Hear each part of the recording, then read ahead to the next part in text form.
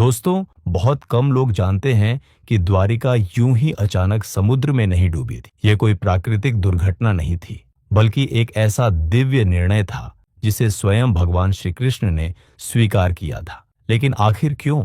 दोस्तों, महाभारत का युद्ध समाप्त होने के पश्चात कौरवों का अंत होने लगा था और पृथ्वी पर धर्म की पुनः स्थापना हो चुकी थी। द्वारिका में उत्सव था, शांति थी, लेकिन श्री कृष्ण का हृदय शांत नहीं था। उन्हें आने वाले समय की आहट सुनाई दे रही थी। उन्हें सब पता था कि कल क्या होने वाला था। उन्हें पता था कि अब द्वापर युग का अंत निकट है और कलयुग धीरे धीरे अपने कदम बढ़ा रहा है। कहा जाता है कि द्वारिका के डूबने से कुछ ही दिन पहले समुद्र का स्वभाव बदलने लगा था। लहरें असामान्य रूप से उठने लगी थीं। हवा में एक अजीब सी बेचैनी थी और रात को समुद्र से एक रहस्यमयी चमक दिखाई देती थी। मछुआरे डर गए थे, लेकिन द्वारिका के लोग इसे केवल मौसम का बदलाव समझ रहे थे।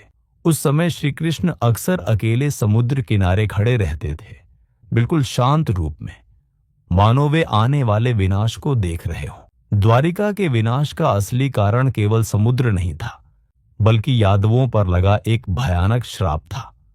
महर्षि विश्वामित्र और अन्य अर्षियों का अपमान करने के कारण यादवों को यह श्राप मिला था कि उनका वंश अपने ही हाथों नष्ट होगा। इसी वजह से समय के साथ यादवों में अहंकार और मद बढ़ गया। वे अपने ही बल और श्री कृष्ण की निकटता पर घमंड करने लगे थे। उन्हें लगा कि श्री कृष्ण उनके साथ है और इसी वजह से उन्हें लगा कि दुनिया में सबसे श्रेष्ठ वही है। एक दिन की बात है जब सब नशे और क्रोध में यादवों में आपस में ही किसी बात को लेकर क्रोधित हो गए और फिर उन्होंने आपसे में ही युद्ध कर लिया और देखते ही देखते पूरा यादव वंश नष्ट हो गया।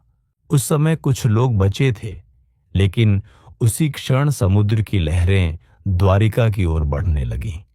लोगों ने देखा कि विशाल जलराशि धीरे धीरे शहर की ओर आ रही है। महल, मंदिर और भवन एक एक करके पानी में समाने लगे। द्वारिका के लोग भयभीत हो गए, लेकिन उस समय वह लहरें द्वारिका की छू नहीं पा रही थी। लेकिन इस घटना के कुछ समय बाद श्री कृष्ण एक पेड़ की डाली पर बैठकर बांसुरी बजा रहे थे। इसी दौरान जरा नाम का एक शिकार वहां हिरण की तलाश में आ गया। जरा ने कृष्ण के हिलते हुए पैरों को हिरण समझा और तीर चला दिया, और वह तीर सीधा जाकर श्री कृष्ण के पैर की उंगली पर जाकर लगा। इसके बाद शिकारी श्री कृष्ण के पास पहुंचा और अपनी गलती के लिए उनसे क्षमा मांगने लगा। तब श्री कृष्ण ने उसे बताया कि त्रेता युग में लोग मुझे राम के नाम से जानते थे। राम ने सुग्रीव के बड़े भाई बाली का छिपकर वध किया था। अपने पिछले जन्म की सजा उन्हें इस जन्म में मिली है, क्योंकि वह शिकारी पिछले जन्म में बाली था। ये कहकर श्री कृष्ण ने अपना शरीर त्याग दिया।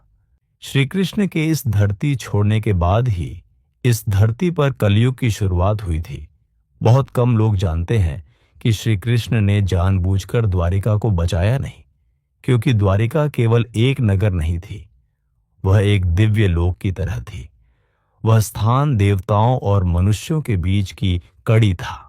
यदि द्वारिका कलयुग में बनी रहती तो मनुष्य उस दिव्यता का दुरुपयोग करता। अहंकार, लोभ और सत्ता की लालसा उस पवित्र ऊर्जा को नष्ट कर देती। इसीलिए श्री कृष्ण ने यह तय किया कि द्वारिका को समुद्र में विलीन कर देना ही उचित है, ताकि उसकी पवित्रता बनी रहे। कहा जाता है कि द्वारिका के डूबने से पहले और श्री कृष्ण के वैकुंठ जाने से पहले श्री कृष्ण ने समुद्र देव से कहा था कि वह केवल नगर के भौतिक रूप को ले जाए, उसकी आत्मा को नहीं।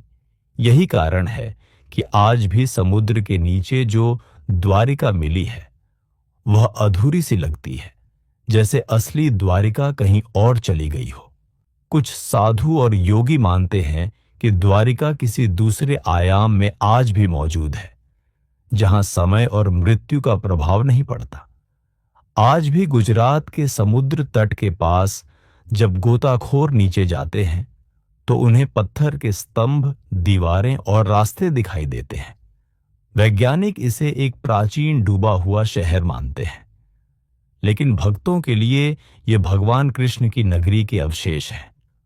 कई लोगों ने वहां एक अजीब शांति और ऊर्जा महसूस की है, जैसे श्री कृष्ण की उपस्थिति अब भी वहां बनी हुई हो। इसीलिए द्वारिका का डूबना केवल एक नगर का अंत नहीं था, बल्कि एक युग का अंत था। यह संकेत था कि द्वापर युग समाप्त हो चुका है और अब कलयुग का आरंभ हो रहा है।